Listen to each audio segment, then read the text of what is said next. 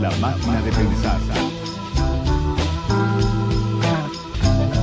If you'd come here 5 years ago, you would have found 3 children whom I brought up by myself after my wife died 20 years ago. And this was their nursery where they watched television and had all their toys. Now I'm alone here.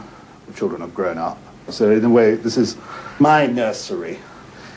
There's even an exercise bicycle, which sadly to say, it has the lowest mileage of any exercise. Amigos, ¿cómo están? Bienvenidos a Radio Uruguay, bienvenidos a La Máquina de Pensar. ¿Cómo andan?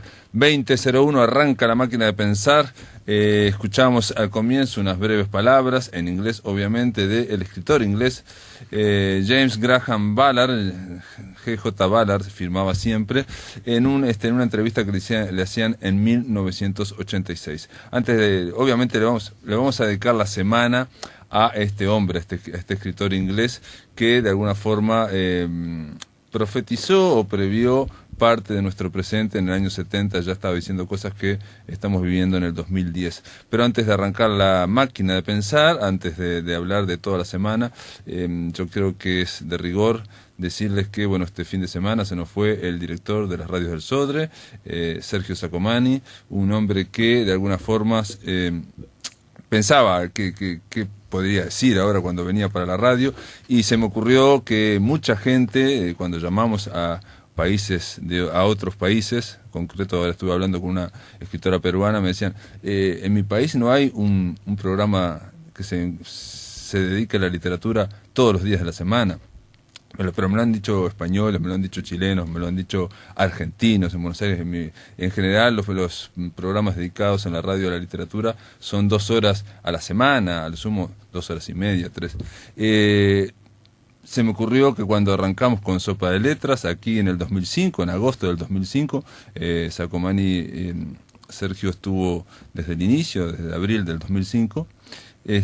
Nosotros vinimos con una propuesta en aquel entonces con Alfredo Fonticelli a hacer un programa dedicado de 2 horas precisamente semanales, 2 horas y medio a la semana. Y fue Sergio Sacomani que nos planteó, pero ¿por qué no pensar un programa que sea 1 hora diaria de lunes a viernes? Y bueno, ese fue el desafío, fue una cosa no fue fácil de hacer. Pero aquí, 9 años después, siguió La Máquina de Pensar en este horario de 20:21, estamos haciendo esto, para lo cual estoy diciendo algo muy mínimo, pero donde se ve la mano del director, donde se ve la mano de quien hizo esta dirección. Y nada, le queremos mandar un saludo a la familia, a su esposa, a sus amigos y obviamente a todos los compañeros.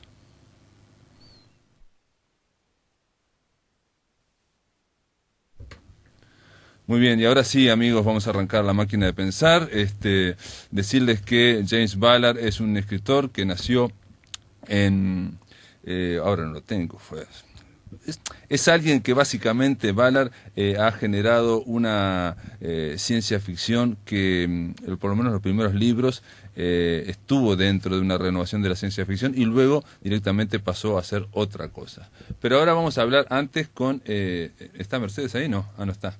James Ballard decía, y lo vamos a ver durante la semana, ya en el año 74, miren lo que decía, año 74 decía que para mí, le hablaba del asesinato de los Kennedy, por ejemplo, ¿no? Lo que está ocurriendo en la vida, ¿no? Real, en la vida cotidiana. Los elementos ficticios, decía él en el año 74, los elementos ficticios de la realidad cotidiana, y él hablaba de el atentado de Kennedy que fue filmado, o el suicidio de Marilyn Monroe. Los elementos ficticios de la realidad cotidiana han terminado por enmascarar los llamados elementos reales. Desde hace varios años, esto está en el 74, estamos viviendo en medio de algo que ya puede considerarse de hecho una enorme novela. Estamos viviendo una novela. Progresivamente nuestras vidas están siendo afectadas por la publicidad, decía James Ballard, pero en el sentido amplio, donde toda la política, todas las cuestiones públicas están vinculadas al marketing, al comercio masivo. Entonces vivimos en un paisaje mediático. Los elementos ficticios se entremezclan en nuestras vidas y las transforman, llegado al caso hasta detalles diminutos. Él decía que la ficción invadía la realidad y bueno, que había que buscar la ficción, había que explorar por otro camino.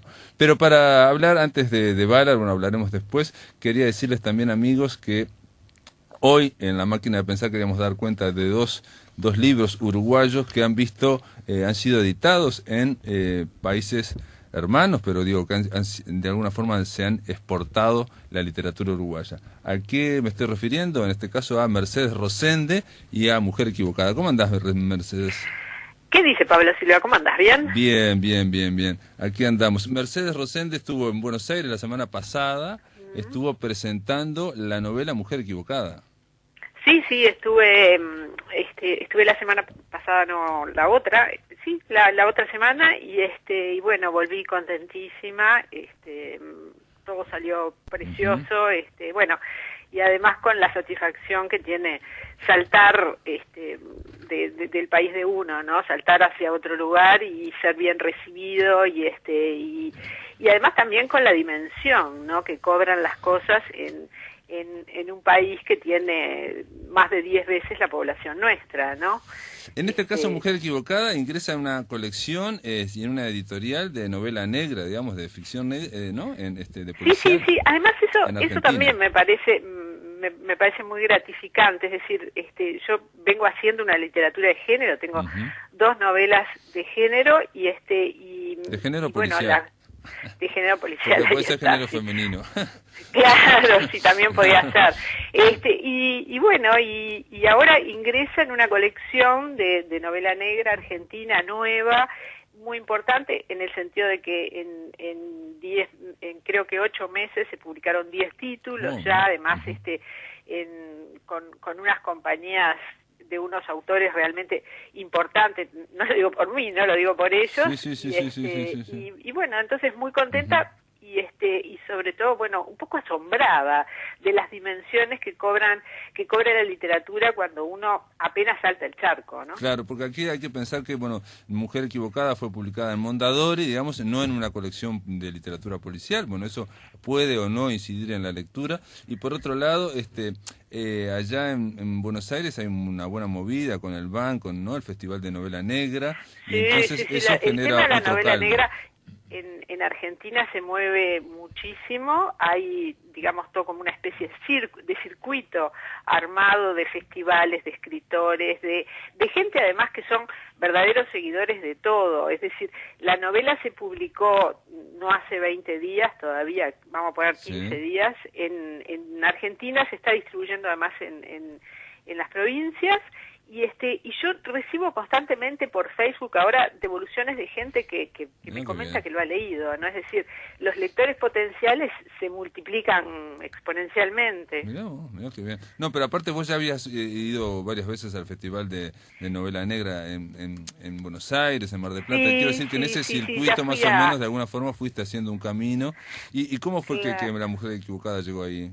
Digo bueno, mira, por una cuestión anecdótica nada más, ¿eh? Claro, es como vos decís, es un camino, ¿no? Empezó la cosa con festivales de novela negra que me invitaron. A esta altura ya fui a 6, y empecé en Azabache, que es el de Mar del Plata. Fui a VAN varias veces. VAN es Buenos Aires Negra, que es un festival que ha adquirido unas dimensiones pero gigantescas, que a esta altura ya creo que debe ser el más grande de Latinoamérica. Y después, bueno, ahora hace muy poquitito fui al de Córdoba. Y esto, lo de la colección de novela negra, bueno, se concretó justamente en uno de esos, en una de esas idas. Ya me lo habían propuesto hacía un tiempo, yo por supuesto inmediatamente acepté, y bueno, tardó unos pocos meses, además fue muy expeditiva la cosa. Y ahora, cuando estaba en el otro festival de novela negra en Gijón, en España, me dijeron que ya salía el libro, o sea, que ya el libro salía en pocos días, y bueno, un poco las cosas se precipitaron, ¿no? Nosotros no tenemos mucha idea, pero el mundo va muy rápido. No, está bárbaro porque tiene que ver, no es casualidad, también está con nosotros Mariana Casares, que acaba también de editar en Brasil, traducida en ese caso, una antología de cuentos eróticos, El papel y el placer, una antología de la cual ella estuvo responsable. ¿Cómo le va, Mariana Casares? ¿Puede saludar para...? Puedo, hola, ¿qué tal? Muy bien, para demostrar. Hola, Mariana. No, pero son dos casos, digamos, diferentes totalmente. Uno es un libro de cuentos, una antología colectiva, pero no es frecuente, me parece a mí, que la literatura uruguaya vaya cruzando el charco. Mañana va a estar con nosotros Ramiro, que acaba de editarse un mes en Bolivia. Esos son no sé, capaz que antes no se daba. ¿Cómo pasó en tu caso, Mariana? Y en este caso fue una sincronicidad, digamos, algo así. Resulta que Marcelo Maneo, que es un traductor, Sí. digamos, además es traductor en sus tiempos libres, no es a lo que se dedica todo el tiempo, estuvo de paseo en Montevideo, fue a una librería, quería literatura de mujeres escritoras, y bueno, le dieron algunos libros de uruguayas escritoras, y le interesó leyó le gustó, y entonces él lo tradujo primero y después consiguió la editorial que lo editara. De esa forma Pero fue que estamos surgió. hablando de que fue un proceso bastante rápido, digamos, porque por lo menos este libro no tiene un año, tiene Claro. menos de un año, ¿no? Sí, nosotros lo presentamos en diciembre del año Claro. pasado, y él vino en enero o en febrero, se llevó el libro, lo tradujo y consiguió la editorial, Sí, sí, fue todo. una cosa Una muy- diferencia de tiempo con el Uruguay bastante grande, ¿no? No, y de reacción, y fue muy raro porque en ese sentido, digamos, es otra experiencia diferente a la de Mercedes. Yo creo que, si mañana le voy a preguntar a Ramiro, estoy seguro que son diferentes momentos. Quizás también lo que decía Mercedes del Facebook y de las redes sociales, bueno, todo eso también pueda generar una mayor rapidez, ¿no? Pero igual, de alguna forma quiere decir que hay editores que están pensando, miran Uruguay. Sí, ¿No? sí. En ese caso él especialmente estaba interesado en la literatura uruguaya y en femenina, además. Ujú. En el caso tuyo, Mercedes, no había un interés por la literatura específicamente uruguaya, sino más bien por lo policial, ¿no?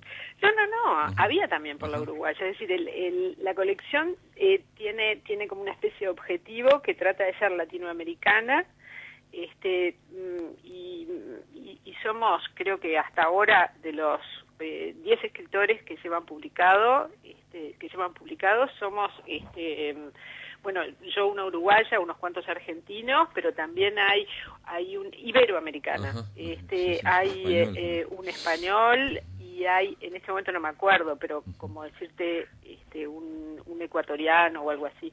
Y la idea es justamente, y los demás autores que van a estar en la colección son iberoamericanos, ¿no? O sea, es como una especie de paneo de este momento de la novela negra en Iberoamérica. Mariana, y vos fuiste en San Pablo, ¿no? Que fue editado este libro, y estuviste con la gente de esta editorial llamada Beca. ¿Qué te parecieron? Porque ellos tienen algo que ver con lo que escribieron ustedes. En particular, no, editan distintas cosas, pero en particular están interesados en editar justamente estas traducciones de textos en español, porque hablan mucho de esto de que los libros que llegan son los del mercado comercial, y que lo que está siendo editado tanto en Uruguay como en otros países de Latinoamérica, ellos, los brasileños, no los reciben. Entonces, como ellos no los reciben, ellos como que tienen esta intención de editar los textos traduciéndolos ellos mismos. Y cuando fuiste vos, te conocieron, digamos, todo, ¿qué te parecieron? Eran bárbaros. Porque es raro, ¿no?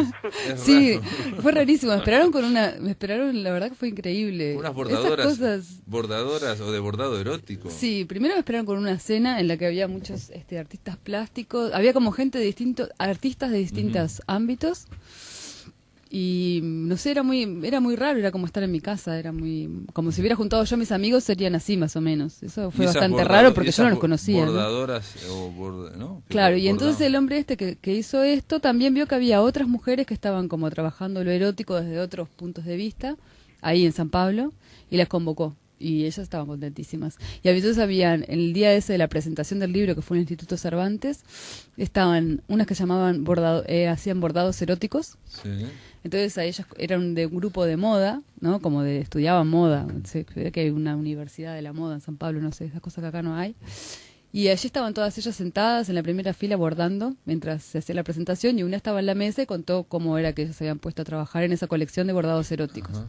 Decían como que el bordado era una cosa femenina que antes las mujeres tenían, ¿no? Como que la mujer que bordaba en su casa y eso, y que eso había perdido prestigio, y que ellas estudiaban moda y no sé qué, entonces como que se juntaban una vez a la semana a hacer bordados para esas cosas que, yo qué sé, los vestidos que harían, la ropa, no sé. Sí, Y en un momento una vino con una decepción amorosa, entonces se puso a hacer un bordado erótico y decidieron que iban a tener entonces iba a ser una colección de bordados eróticos. Sorprendente. ¿Y hubo música, por ejemplo, no? No, música no hubo. Y en el tuyo, Mercedes, hubo una actriz que leyó, ¿no? Fue en un boliche, ¿no? Sí, el mío fue en Palermo Sojo, en un boliche mirá, cubano, Palermo Sojo. y la verdad que estuvo muy bien. servido en alcoholes, mucho mojito, mucha música. Además había un grupo de jazz, y bueno, y lo que más me gustó, o me sorprendió, mejor dicho, fue la actriz que leyó un par de capítulos, y que y que en el primero me daba vergüenza porque yo tenía que estar haciendo esfuerzos para no reírme. Es la primera vez que me pasa, para no reírme de mi propio texto, ¿no? Mirá qué bien. Y porque me maté de risa cómo lo leyó. Y el segundo capítulo, que es muy bueno, me resultó ahí muy conmovedor, casi no sé, tuve como una especie de tristeza, ¿no? Se me hizo un nudo en la garganta. Y yo decía, bueno, cómo leído, bien leído, casi actuado, te diría, un texto deja de ser de uno, ¿no? Y se transforma en otra cosa. Uh-huh. Bueno, sin duda fueron dos presentaciones totalmente distintas, obviamente tienen que ver hasta con los países, con distintas culturas, claro, ¿no? Eso es, con distintas, digamos, no sé, culturas, no, temperamentos, no, idiosincrasia, podría decirse, ¿no? En el caso de San Pablo, un poco para ir terminando este bloque, digo, porque la idea es simplemente contarle a los amigos que nos escuchan que están pasando estas cosas que en el caso de Uruguay, la literatura uruguaya, no hay, por ejemplo, no hay agentes literarios que se encarguen de hacer algo más industrial, entonces ocurren estas cosas que a través de relacionamientos, ¿no? En el caso de Mariana no fue ni relacionamiento, fue alguien que pasó, que compró y que es increíble, digamos, sí, una cosa muy muy sorprendente. Y ellos, ¿qué expectativas tenían para hacer eso? Porque uno piensa en literatura erótica en Brasil, que yo me imagino que debe ser, no sé, digo... Pero no tienen mucha literatura erótica femenina editada, tampoco. Entonces le llamó mucho la atención eso, por un lado. Y por otro lado, la apertura también, ¿no? La gente la presentación fue muy cálida, no había nada de esos mojitos que envidia, pero ni música. Pero fue súper cálida la presentación, la gente, el público que estaba ahí, como que les gustaban las anécdotas de cómo había sido creado el libro. Después cuando escucharon las bordadoras también, habían otras que eran diseñadoras gráficas que se llamaban... bueno, no me acuerdo ahora, que hacen también, son diseñadoras gráficas y convocan a que les escriban relatos eróticos y ellos hacen como el diseño del orgasmo que está en el relato. Eso son cosas que estaban sucediendo al mismo tiempo y él lo que hizo fue como juntar eso que estaba en el aire y armar esa presentación. Pero lo que te digo es que me llamó la atención es porque acá cuando hicimos la presentación fue bastante como un poco rígida, ¿no? Sí, vos dijiste, las mujeres estábamos todas sí, medias serias, así, como medio pintadas, pero como tipo no nos molesten mucho, ¿no? Y ahí todos era como, está todo bien. Y venían las parejas y me pedían que le firmara el libro, que en Montevideo tampoco pasa eso, ¿no? Que en la presentación estaban los amigos de las que estaban ahí y alguien mirando medio de lejos. Y ahí venían las parejas y decían, ¿me firmás el libro? ¿Crees que nos hará bien? Esa cosa brasilera que es distinto, ¿no? De relación con el cuerpo también, ¿no? Lo cual me sorprende muchísimo, es que no tengan o que no haya mucha literatura erótica femenina, es sorprendente, pero bueno, esas cosas ocurren, ¿no? Hablan más de la ignorancia de uno que de lo que está ocurriendo, ¿no? Eso obviamente. Bueno, nada, era para hacer esta presentación, digamos, para poder difundir, dar cuenta de esto, y me parece bárbaro. Obviamente se las escucha que las dos están contentísimas, ¿no? Esto recién empieza. Sí, súper. Así que nada, te mando un beso grande, Mercedes, y gracias también, Mariana, por estar acá en La Máquina de Pensar. Bueno, muchas gracias. Otro beso para ustedes, Pablo. Otro beso Mariana. para vos. Chao. En el aire de Radio Uruguay, La Máquina de Pensar.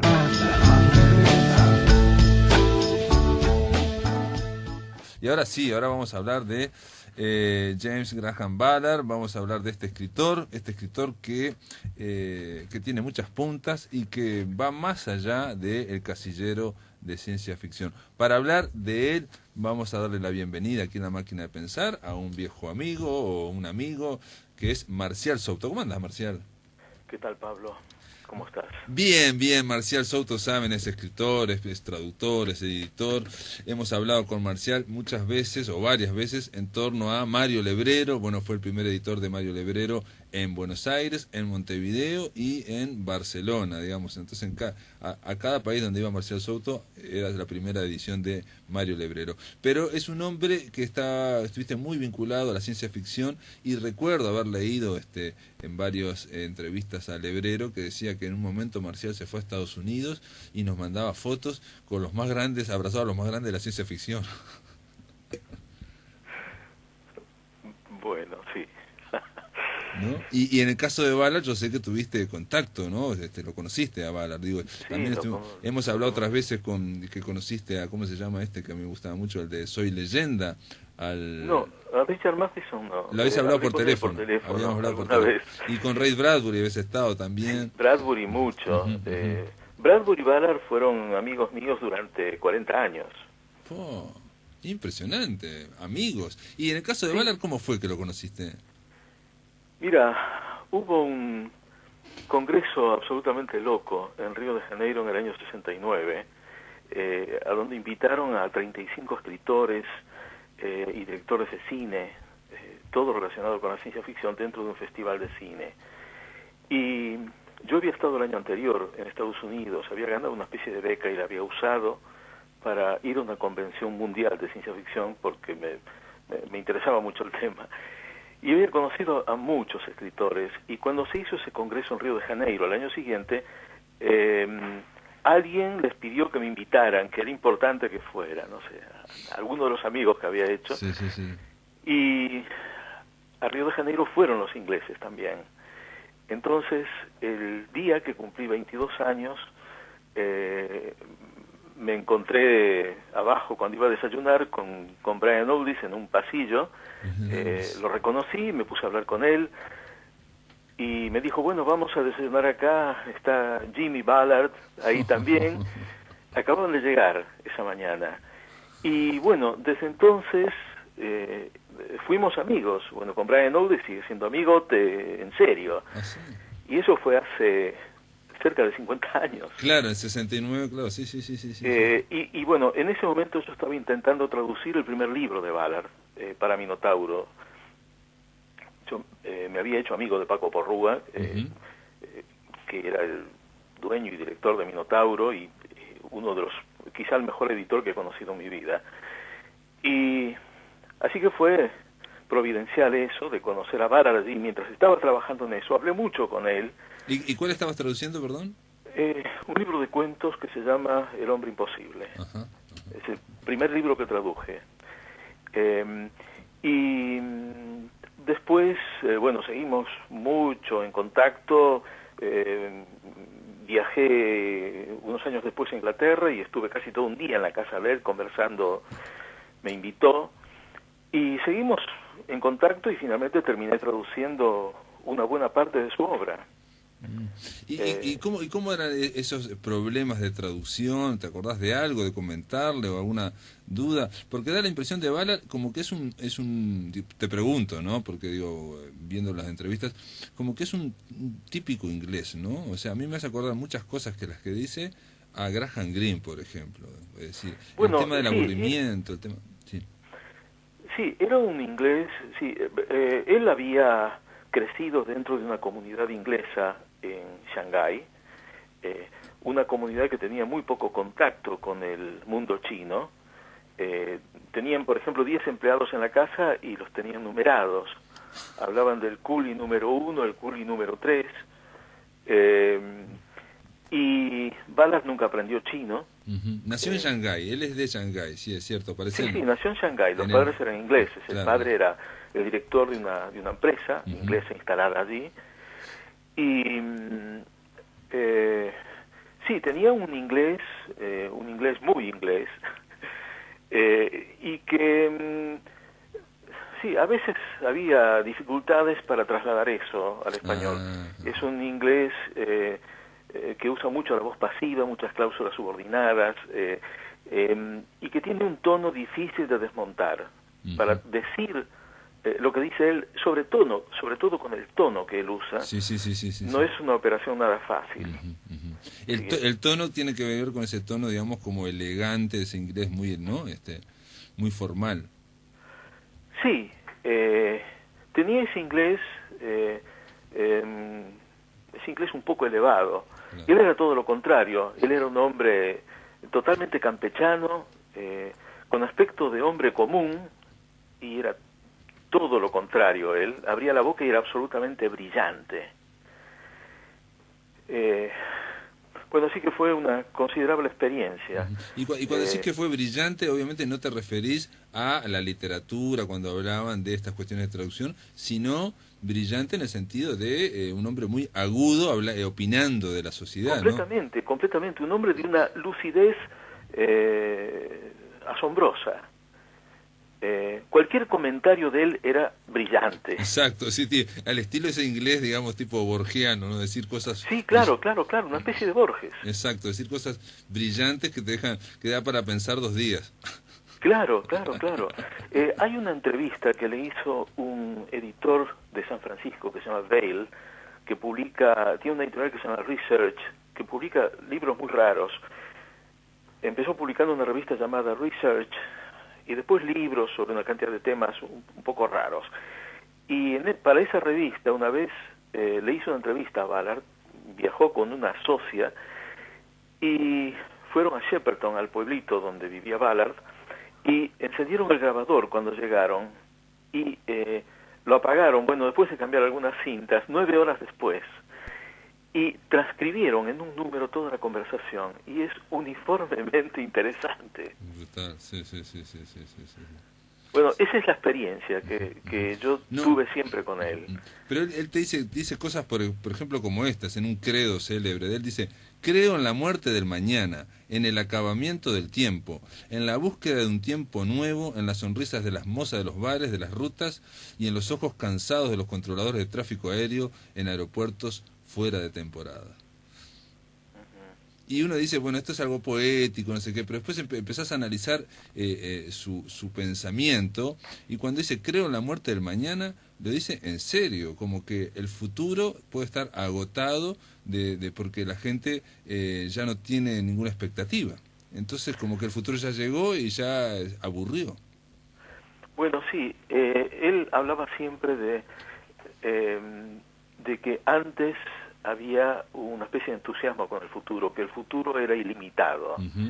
Y de repente desapareció esa idea. El futuro ya no es ilimitado. El futuro puede clausurarse. Y ese era parte del entusiasmo de la ciencia ficción en cierta época. Lo que pasa es que después el mundo superó no sé, el mundo que se había imaginado. Sí, claro, el optimismo. Ese optimismo se desapareció. Claro, lo que decía Clark, de que en una sociedad suficientemente desarrollada científicamente, va a haber productos que no se van a diferenciar de la magia. Bueno, en eso estamos. Estamos en un mundo, no sé, que supera cualquier cosa que se haya inventado. Exacto. Y no nos damos cuenta. No, y aparte esa magia no nos llena para nada. No, sí, esa es otra cosa. Nos produce un vacío existencial incluso. Claro. Vamos todos con una especie de espejito en la mano, el celular inteligente, donde podemos ver a alguien, hablar con alguien y verlo, y es algo tan fantástico como los espejitos que usaban para comprar cosas a los indios. Para cambiárselo.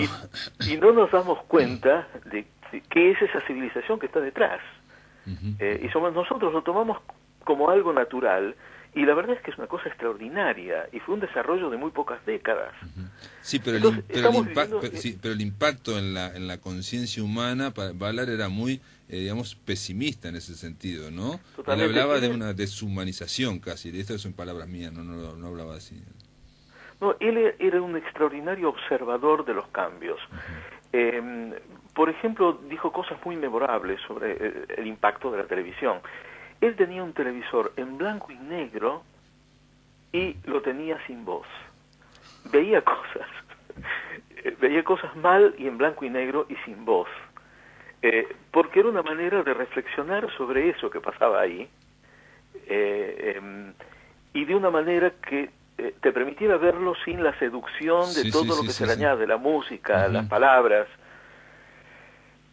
Era un personaje muy extraño en muchos sentidos. Él cuando habla en sus novelas, que es algo que me sorprende y es muy diferente para mí el Ballard que habla, como decís vos, este hombre que es como una especie de Borges por decir algo, o de Nabokov, que un tipo que habla y dice todas cosas inteligente, todo inteligente, es diferente, me parece, de las novelas. En este sentido, él se planteaba la literatura casi como una investigación.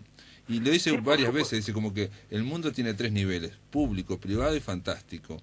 Y dice en un momento, que esto me sorprendió, esto lo dice en el 74, los elementos ficticios de la realidad cotidiana han terminado por enmascarar los llamados elementos reales. La ficción invade la realidad y estamos viviendo en medio de algo que puede ya considerarse una enorme novela. Claro, él decía que la tarea del novelista ahora no era inventar mundos, sino descubrir lo que quedaba de real dentro del mundo. Exacto, sí. Y también hablaba de la mente, digamos, es decir, que no había que envejecer hacia afuera, sino tratar de buscar dentro de la mente qué hay de realidad. En el sentido de que él decía que lo público se ha generado, hablaba mucho de la publicidad, pero me di cuenta ahora me di cuenta, cuando hablamos de publicidad, tendemos a hablar de los avisos, ¿no? Y él habla de la publicidad en el sentido de estrategia de marketing aplicada a todo lo que se hace público. Todo está bajo un marketing, o sea, un cierto enmascaramiento, una cierta ficción. Entonces, claro, todo está calculado y nosotros vivimos dentro de esa ficción. Bueno, él hablaba, el espacio que a él le interesaba era el espacio interior, no el espacio exterior. Y es el espacio ese donde se cruzan varias cosas.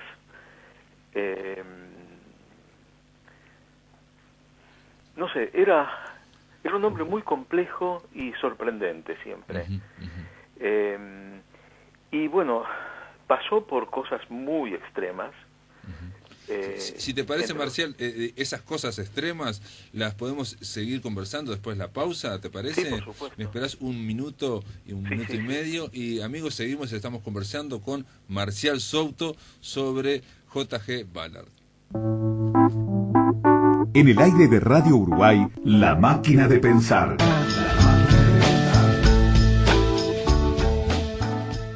Continuamos, amigos, aquí en La Máquina de Pensar. Estamos hablando de este escritor, lo estamos presentando, vamos a hablar durante toda la semana, este escritor inglés que nació en Shanghái, en China, en 1930, que murió un 19 de abril en el 2009, fue un escritor inglés, aunque nació en Shanghái, en China, y estamos hablando con Marcial Souto, de él, en torno a la personalidad. Marcial Souto, tenemos la suerte de que no solo lo conoció, sino que fue amigo. Quiero leerles a los amigos, Marcial, un momento, el prólogo de Crash, una novela que es muy sorprendente, pero es una novela escrita publicada en 1973, y dice en el prólogo: añadiré que a mi criterio el equilibrio entre realidad y ficción cambió radicalmente en la década del 60 y los papeles se están invirtiendo. Vivimos en un mundo gobernado por ficciones de toda índole: la producción en masa, la publicidad, la política conducida como una rama de la publicidad, la traducción instantánea de la ciencia y tecnología en la imaginería popular, la confusión y la confrontación de identidades, el dominio de los bienes de consumo, la pantalla de televisión, la anulación anticipada de toda reacción personal en alguna experiencia. Fíjense que ahí no había redes sociales, no había nada, pero ya estaba hablando de la reacción personal. Y concluye: vivimos dentro de una enorme novela. Cada vez es menos necesario que el escritor invente un contenido ficticio. La ficción ya está ahí. La tarea del escritor es inventar la realidad. Puedo seguir, ¿no? Porque es un prólogo y no puedes creer que lo haya escrito en el 73. Esto es una cosa increíble, ¿no? Pero bueno, Marcial, me decías en el bloque anterior que él era un inglés muy inteligente, como muy común, digamos, en su forma de ser, vivía en un pueblo chiquito, pero por otro lado tenía ese lado oscuro que tenemos todos, ¿no? Hola, Marcial. ¿Estás ahí, Marcial? Sí, Ajá. ¿Me oís? Sí, no te oía, ahora te oigo, dale, a ver. Sí. Bueno, no, te contaba que hay una cosa interesante acerca de ese prólogo. Nunca lo escribió, en realidad. ¿No lo escribió? El traductor de francés, que se llamaba Robert Louis, fue a pasar un mes a Shepperton, al pueblo donde vivía Ballard, para estudiar el funcionamiento de las autopistas y todo eso, ya que ocurre en autopistas la novela. Crash, sí. Y el editor le pagó ese mes en ese lugar y conversó mucho con Ballard. Y el prólogo en realidad es una conversación con Ballard que él transcribió. Fíjate cómo hablaba, que no fue algo preparado, pensado, organizado y después escrito, sino que simplemente es una conversación con él que el otro grabó. Brutal, sí. Y es muy similar a una entrevista que estuve leyendo antes, también hay algunas frases parecidas. Pero claro. Es increíble. Ahora hay una cosa curiosa, ese Robert Louis murió creo que 5 semanas después que Ballard. Una casualidad extraña. Ahora, igual habría esa fascinación que vos decís personalmente de estar al lado de Ballard, porque no cualquiera va, está en la casa de un escritor, en fin, saca apuntes, y se le ocurre eso de prólogo. Yo había leído que era el prólogo a la edición francesa, pero desconocía esta historia. Claro, fue eso, fue preparado para la edición francesa, y cuando lo publicó Minotauro, el prólogo ese se tradujo de la edición francesa. Ese libro lo tradujo Paco Porrúa con un seudónimo.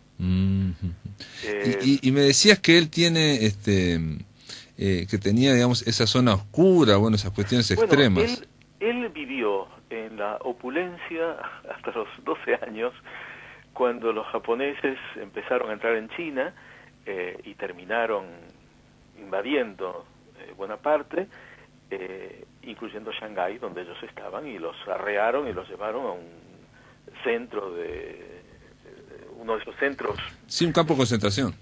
Sí, no era exacto. Bueno, era un campo de internación. De internación, ellos. Sí. Los tenían guardados ahí. Exacto. Y los hambreaban un poco porque no había muchos recursos.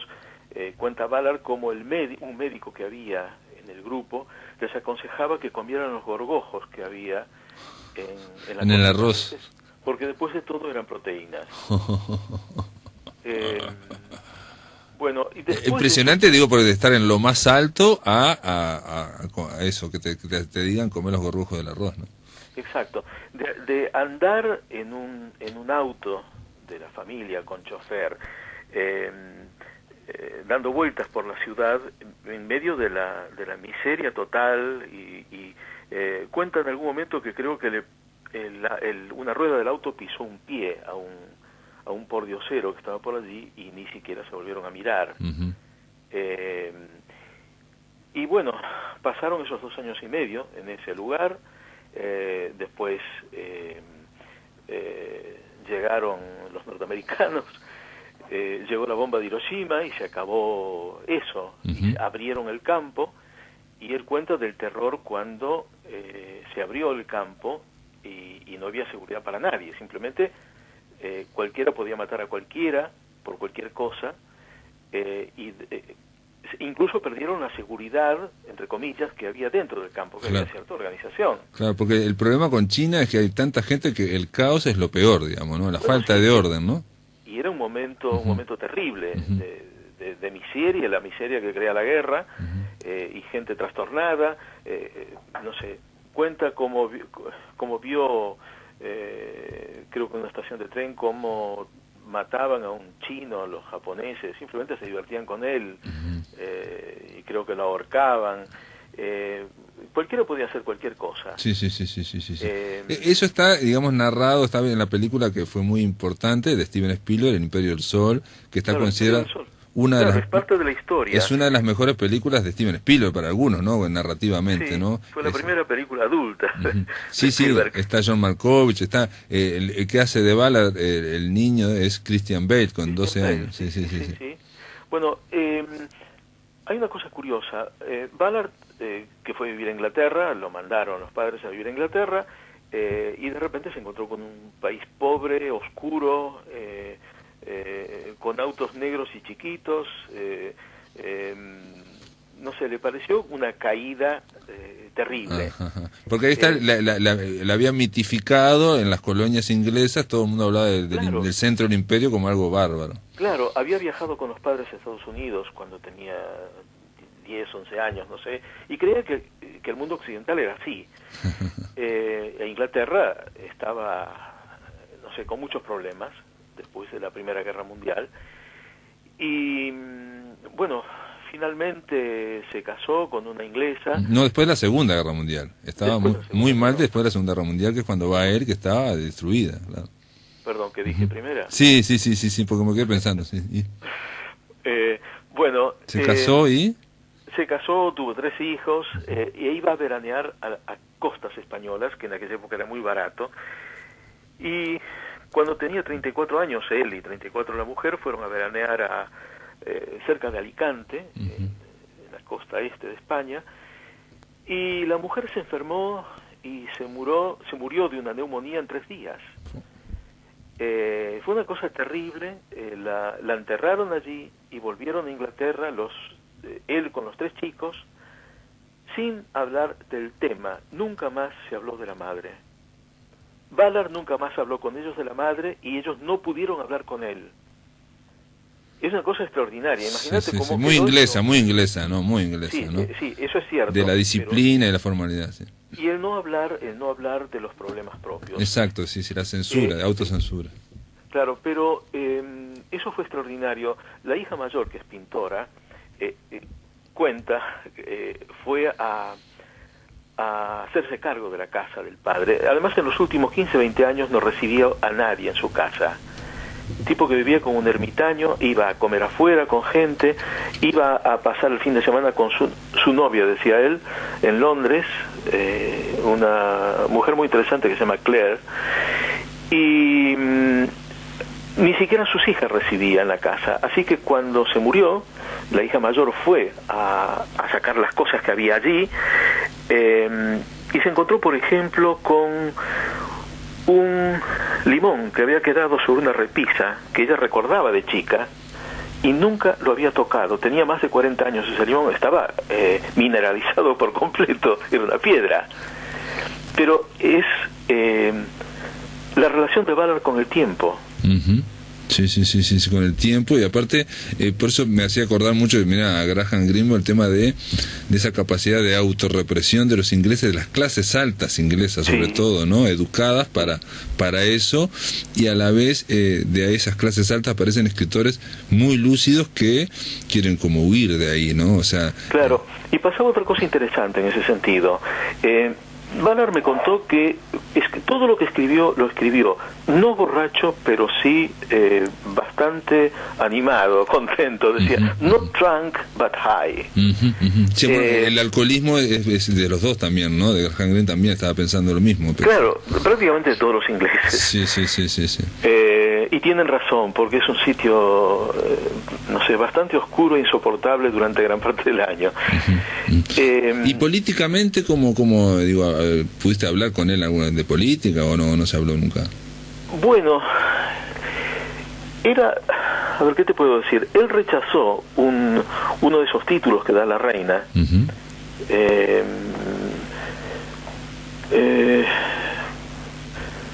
¿Qué título? Sí, puede ser, ser, por ejemplo, ser... No, era knight. Un caballero, un knight, dale. Sí, bueno, uno de esos. No, creo que era el 2º grado, desde abajo. Y lo rechazó porque dijo que eso era una cosa ridícula. Es una cosa que no tiene nada que ver con el mundo en el que vivimos. Pero al mismo tiempo era un tipo que estaba bastante fascinado con la Thatcher. Era una cosa muy rara. Habla de los genitales de Reagan también en un momento. No, eso fue una provocación nada más. Sí, escribió ese famoso texto. Pero era un provocador, no sé. Por eso era muy incorrecto políticamente muchas veces, digamos, ¿no? Claro, por una gran formalidad, por eso te digo, después una gran rebeldía de irse de ese lugar, ¿no? Claro, es el libro Exhibición de Atrocidades, que es donde está ese texto, estuvo a punto de publicarse en Estados Unidos, estaba impreso, y el dueño de la editorial de Doubleday descubrió que existía ese libro, alguien le comentó algo, lo hojeó y mandó destruirlo. Era amigo personal de Reagan, pero se destruyó la edición. Sí, porque estaba tocando cosas muy políticamente incorrectas en ese momento, claro. Había otro texto famoso que se llama El asesinato de John Fitzgerald Kennedy, considerado como una carrera de bicicletas cuesta abajo, sí. Que es una especie de utilización de un texto de Alfred Jarry, que es la crucifixión considerada como una carrera de bicicletas cuesta arriba. Bueno, son provocaciones. Él era un hombre muy libre en ese sentido. Marcial, un poco para terminar, y a ver si digo, como vos que lo conociste, ¿qué tenía que ver con el surrealismo? Porque él en algún momento decía, como que rescataba, incluso habló de Dalí, en fin, pero... Totalmente. Incluso quiso hacer un libro con Dalí, un libro sobre Dalí, y me dijo, decidí no hacerlo porque me contaron que Dalí camina sin parar de un lado para otro y no tengo ganas de agotarme siguiéndolo. Él descubrió en esa Inglaterra asfixiante que encontró cuando fue a vivir allí, que el surrealismo era como una ventana, sobre todo el surrealismo pictórico, que era como una ventana a ese espacio interior que él pregonaba, y alguna vez dijo que las imágenes del surrealismo son la iconografía del espacio interior. Ajá. Digamos que es la gente que ha logrado plasmar en imágenes lo que realmente percibimos por dentro. Y la idea también de buscar, digamos, a través de lo interior, de ese espacio interior, de buscar figuras míticas también, ¿no? Imágenes míticas, ¿no? En el caso estoy pensando en el mundo sumergido, hay un cambio climático y las personas empiezan una de las cosas que pasa en ese mundo es que hace mucho calor y la gente sueña mucho y sueña cosas muy fuertes, muy violentas. Claro, son imágenes arquetípicas. Claro, aparecen arquetipos. Bueno, sí, eso es interesante, y que además los protagonistas, en vez de salvarse, entre comillas, como en la ciencia ficción habitual, abrazan la catástrofe y van en esa dirección, porque la involución es la nueva forma de evolución. La flecha del tiempo se invirtió, va hacia atrás. Entonces lo sensato es seguirla.